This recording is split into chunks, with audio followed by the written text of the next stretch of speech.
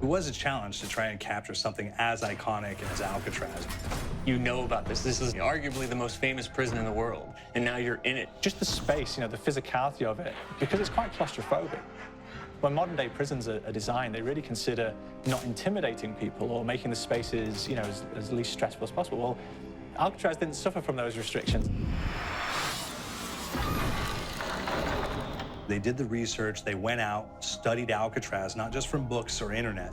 They were actually there to feel the environment, so it really sets a mood that gets you a little spooked.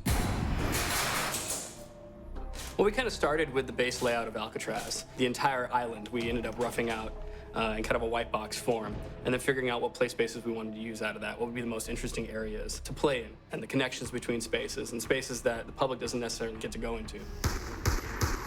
We really did a lot of pushing to really enhance that psychological horror aspect that we're really looking for. And this is a really good opportunity to really tell something special.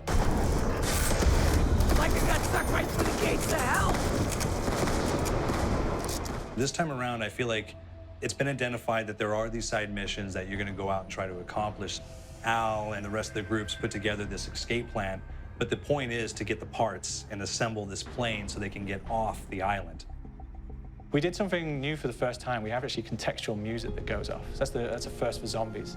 And it's all based around this horror thriller aspect. Every location will have a specific stinger that you hear when you find it, when you discover it, when you start unraveling the story. We start building on the music that you're hearing, and it's really enhancing that experience and going along with it in parallel.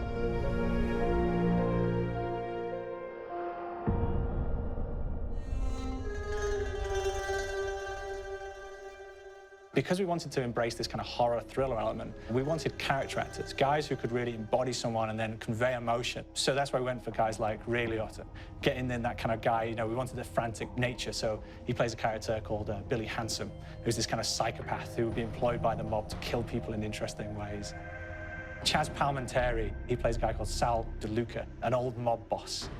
Michael Madsen playing Finn O'Leary. He's kind of worked himself from the floor, from the streets. He's got his hands dirty in the blood and the guts a couple of times.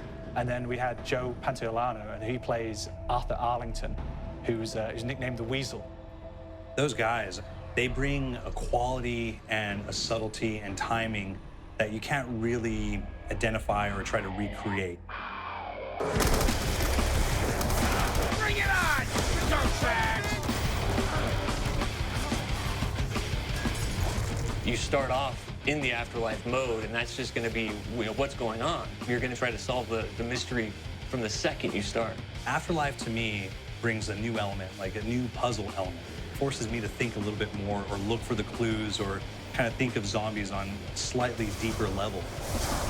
You see clues throughout the map that tell you, ooh, perhaps if I'm in the afterlife, I can interact with this object, or there's some puzzle going on here that I need to be in the afterlife. Back east, I whacked a dirty dentist with one of these.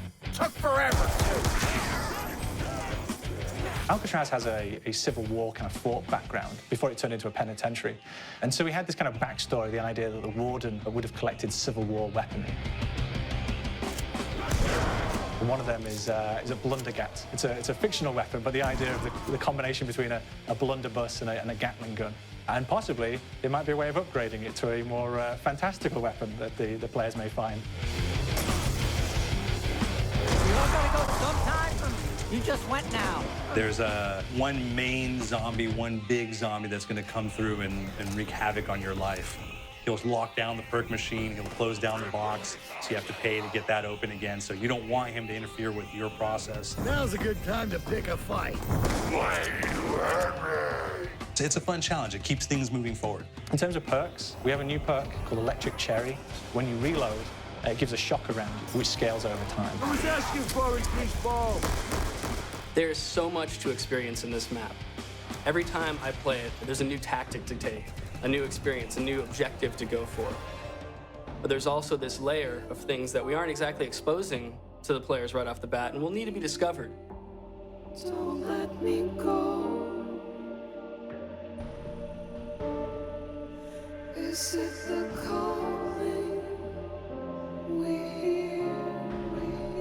We've got the undead in there, we've got these historical elements, and these fantastic actors all seem to be with peace with each other in this kind of same world. So it's magical, and our team is incredibly excited by it.